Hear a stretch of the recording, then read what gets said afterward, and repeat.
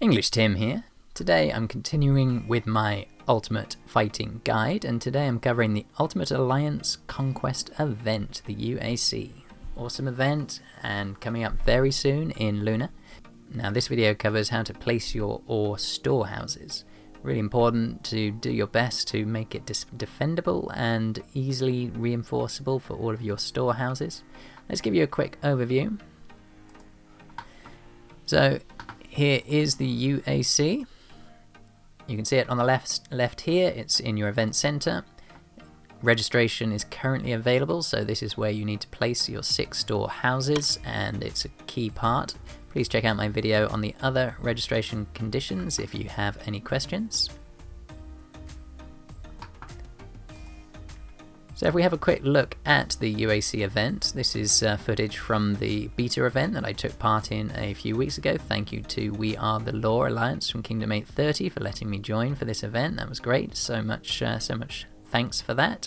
So these are the storehouses here. Now you have 6 of them to place, and people can then attack them. So you place them in your own territory. Other kingdoms can come and take ore out. Now what they do is they have to stay in the storehouse. They can't just hit them once and take all your ore. They have to hit them and stay, so they have to hold it. Now that's a great thing for defenders, that they can't just come in, take all your stuff and go. They're going to be there a while. It buys you some time. So what do you want to do to maximize your chances? Where do these storehouses go to make it less likely they're going to be able to successfully take them in the first place and make it easier for you to take them back? So each of the 6 ore storehouses have to be placed in your alliance territory. Now there are some key limitations that weren't in the original version. Now they cannot be in a zone around. Each of the different storehouses has its own zone, and you cannot put another storehouse in that zone, which means you can't put them all right next to each other. You can put them reasonably close, but not right next to each other. So you can see the zone around this tower. It's well filled with more castles to protect it. Now in this tower here, you can see the zone around. Now you can actually put a tower where the 2 territories overlap. So here's the square, you can see. That's where you could have put the next ore storehouse. The territories can overlap, but they cannot go in each other's territories. So you couldn't put one here or here. So I've done a little drawing to show. So these are the 6 ore storehouses here, and it's perfectly fine to put one storehouse here with the territory of the other one touching very close but not overlapping with it, and do the same therefore for the other one. So you've got this dead space here that otherwise would have been much further apart, and if you put all 6 towers tightly together, you'll actually have that dead zone will go across here, down here and down here. So you can reduce the total area quite substantially by butting them all up as tightly as possible to each other's zones of influence. Each tower takes up 1 space, so you can take out and put it next to an existing tower, and that's a pretty good spot for it to go in. Now one important point is, if you put your towers down and you're thinking, oh actually I want to try something a little bit different, that is fine. You have to unregister from the event, move your towers and register again. Now there is a registration cooldown, so you do not want to leave this too late. Definitely don't leave it to the last minute. I'm afraid I don't know how long the cooldown is, but you don't want to mess around with it. Hopefully they'll tell you how long it is when you unregister, so you know if you've got enough time to rejig all of your ore storehouses. So the basic principles of defense: you want your cities to be close enough to get there quickly, to reinforce towers which are being attacked, to reinforce towers before they get attacked, and hopefully clear a tower if they've been taken by another alliance. Now you also want to keep the attackers as far away as possible, and make as much time as possible for you to react, to get in there, to protect your city, or to kick out the bad guys. Now they do need to stay in the ore storehouse. They can't just hit it once and steal all your ore. They have to hit it and stay there. So their castle cannot be shielded whilst they're inside your ore storehouse, which means you could attack their cities, and that's great, except in this event you only get sent home if your city is, if you lose a battle when you're in the Forbidden Forest. You can lose a battle when you're otherwise in their alliance territory, And my apologies, I've not tested this in the beta. This was in the original version. You could get zeroed and not get sent home as long as you're not in the Forbidden Forest. So you want to think about whether you're going to be able to move their cities, and if so, how you're going to do so. So main strategies on spacing. So do you want it tight like I've suggested before, or there is a completely alternative strategy. You could spread your towers out all over your Alliance territory. So instead of having all of your towers here tight in the middle of your hive, you could put one tower here and then have one tower out here and one tower absolutely miles away right at the edge of your territory. You could spread them out a huge distance. Now this has one huge advantage: no one player can teleport in once, hit each of your 6 towers to kill all the troops, and then let his teammates come in to take them. You'd have to teleport 6 times and keep going to all the different locations. So if you want to put your alliance into 6 small teams and have them all defend one tower, then actually it might be enough to dissuade people. They might not want to keep jumping around, because the second he jumps out from right in the sticks, he then jumps back into the middle for your next tower. Your guys who are here can just go and take it. It'll be empty again, unless they brought all their players in to help grab that one tower. Spreading them out could well be a great way for weaker alliances especially to just find an empty tower and go in it. So spreading it out, think about it, could be a good plan. Not the one most people are recommending. Now, where do you want to put all your towers? You can put them tight, but do you want to put them tight in the middle of your hive, for example? So wherever your hive happens to be.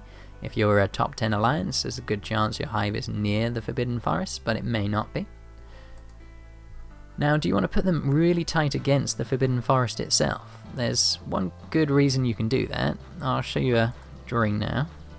So here's one possible formation. You have your towers here, all butting up as tight as you can against the Forbidden Forest in a tight block, and that way you could fill the parts in the middle with as many cities as you can, camps from farms and the like, and players coming in, so attacking players, would have to go outside, so they'd have to land somewhere out here, or they'd have to land in the Forbidden Forest.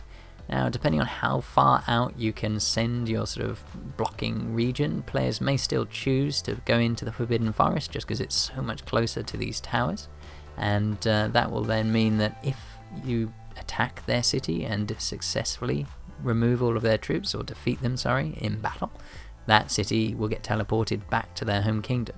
So it's actually very risky for them to go into the Forbidden Forest, so you can use this as a way of keeping certainly the smaller players. The huge Stronghold 45s with tens of millions of troops probably won't be too bothered. They know they can take a huge number of hits before they'll get sent home. However, you can definitely get yourself a good number of players who won't be willing to go into the forest. They'll have to go out here, and if they do go to the forest, you can just send them home. They'll have their troops in one of these towers, and you can hit them whilst a good chunk of their best troops are out. Now there's an alternative strategy where you could, instead of putting them in a block of 6 here, just have them in a line all the way along the Forbidden Forest and try and defend in a very long line. I'm not sure if that would be a bit tougher. You'd have to have a lot more cities all the way down. You have to restructure your entire alliance to be able to do that. So that's another alternative. Or you can do is try and use the Dominion Castle. So put the storehouses tight against the forest here, and then try and put them as tightly as possible around the Dominion Castle. So it doesn't need to be level 5, it could be around this here if your alliance hasn't got a spot in the middle. Now nobody can teleport into this territory in the middle. So here's one of those castles now, so you could put a storehouse here and then try and put one here and just make sure that they're outside of each other's zones, and you can put them around this castle. Nobody can go into the middle. Downside to that is you can't go in, neither can they.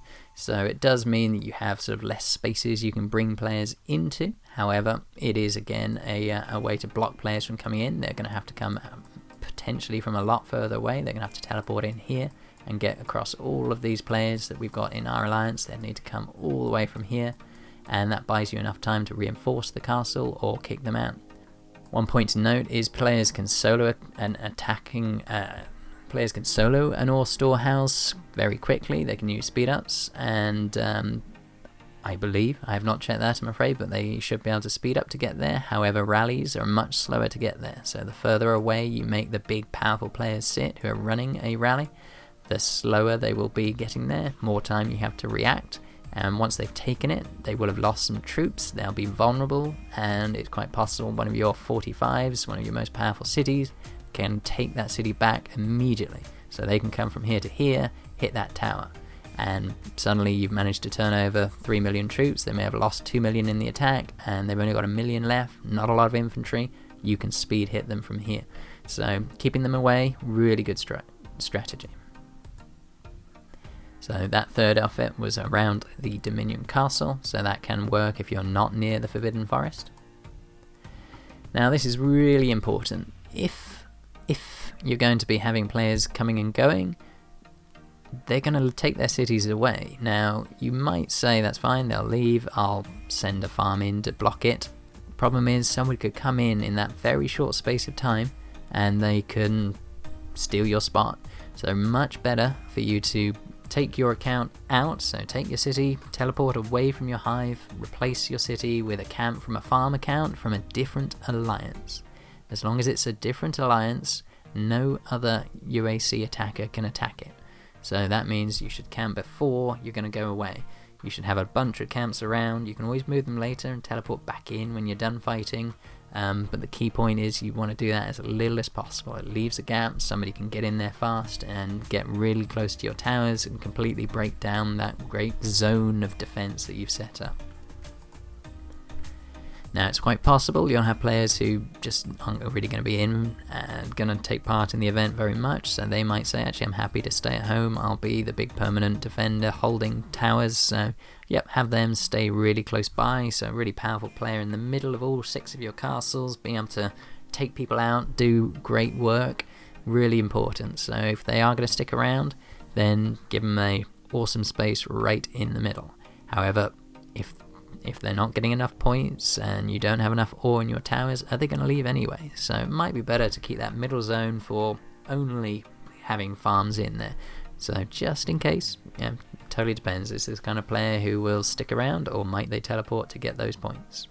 So I am EnglishTim, thanks for watching my video. If you're enjoying my content, don't forget to hit that subscribe button and click on the notification bell to receive updates about my future videos. Click that like button or make any comments down below. If you need to send me screenshots, then I'm on Discord, EnglishTim, #2230. You can see that over here. Now, this video has been about ore tower placement. I think there might be other ways to do this, so you guys please do share below what your theories are, and after we've been through the first non-beta event, hopefully we'll have a bit more information about the best strategies. So I'm in the middle of my Ultimate Fighting Guide series at the moment. You can see there's a lot of parts covering the A to Z of how to fight for beginners through to people who are more experienced. My future course is going to move on to covering things like strategies, so how do you get your best results by sending fake marches and by using scouting and getting players to react. I'm also going to be covering the best heroes to use in your march, so there's a lot of great content in there. Please do check that one out. I'll put a link in the description and I'll try and make it pop up on the video as well. So I look forward to you joining me on my Ultimate Fighting Guide, or check out one of my other videos on my channel. King of Avalon, play now.